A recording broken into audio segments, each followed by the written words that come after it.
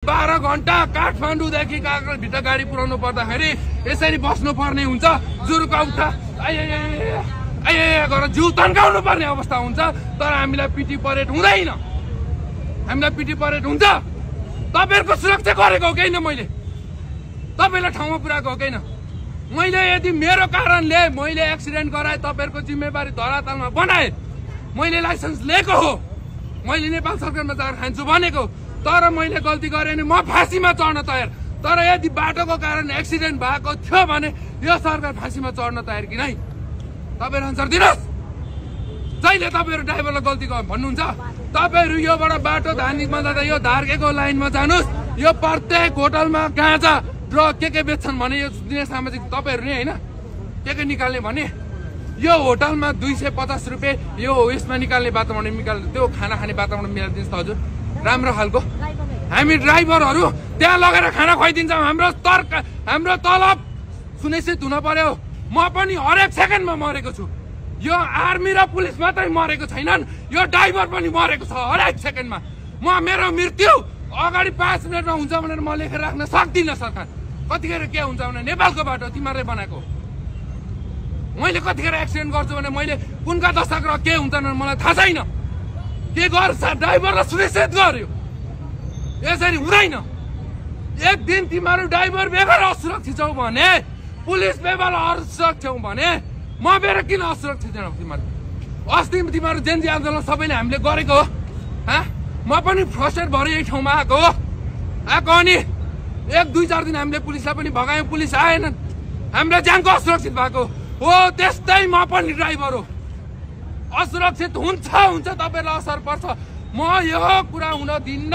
जबसम्म ड्राइभरको तलब फिक्स हुन्न यो नेपालमा, तबसम्म ड्राइभरले काम गर्नेवाला छैन। अबको दिनमा ड्राइभर सोधा छैनन् महाराज। तपाईहरुले एक्सिडेन्ट सोच्नुहुन्छ होला। तपाईले 1-2 वर्ष अगाडि मात्र हेरेको थिएँ मैले भिडियोमा, एउटा 50-60 वर्षको उमेरको बुढोले यो महाराजगञ्जमा पुरा गाडी चलाइराख्नु भएको थियो क्या।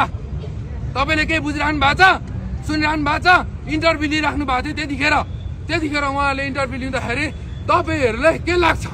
राम्रो लाग्छ? जब 60 वर्षको बुढाले गाडी चलाउँदाखेरि एक्सिडेन्ट नभएर के हुन्छ त? लौ र जब हात पाउ काम्ने बेला हुन्छ, दिमागले काम गर्दैन, आँखाले काम गर्दैन, एक्सिडेन्ट नभएर के हुन्छ? म जस्तो युवाले त देशमा के सोच्छन् थाहा छ तपाईँलाई? आज लाइटको लाइसेन्स बनाए 2 वर्षपछि ह्याप्पीको थप्छु, खाडी जान्छु 70,000 त्यहाँ फिक्स छ। यसरीले युवा बेच्न थाल्यो भने तिमीहरूले कति दिन बेच्छौ? हामी ड्राइभरलाई कति दिन बेच्छौ? म मेरो छोरालाई ड्राइभर भन्दिनँ, तर ड्राइभर देशको नहुने चिज पनि हो। तपाईँलाई के लाग्छ ड्राइभर चाहिँदैन देशमा? त्यसलाई भित्राउन सक्नुहुन्छ तपाईँहरू? ल्याकत राख्नुहुन्छ तपाईँहरू सबै? सबै ल्याकत राख्नुहुन्छ? केपी ओली यिनीहरू कता यी प्रधानमन्त्री को हिँड्ने विदाउट गाडी हिँड्न सक्छन्, हेलिकप्टर मात्रै हिँड्न सक्छन्। जनतालाई सुरक्षा चाहिँदैन। हामी ड्राइभर को हो त? के को लागि आयो?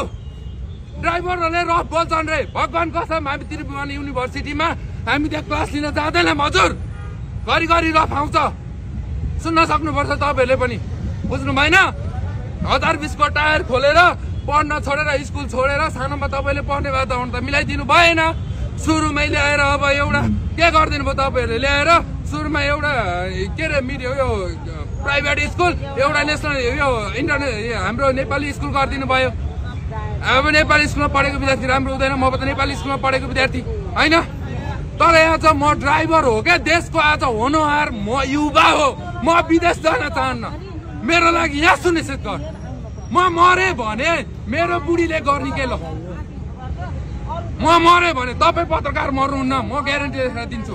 तपाईँको काल नआउँदैसम्म मर्नुहुन्न, तपाईँ जनताहरू पनि मर्नुहुन्न। ड्राइभर म 5 मिनटको टाइम अगाडि के हुन्छ म हेरेर राख्दिनँ। मेरो यदि बुढीले मर्यो भने कि त टेन्सनमा कि त अर्को नागो च्याप्नु पर्ने अवस्था छ देशमा। यो सत्य बोलिरहेको छु, ध्रुव सत्य कुरा लेखेर राख्नुहोस्।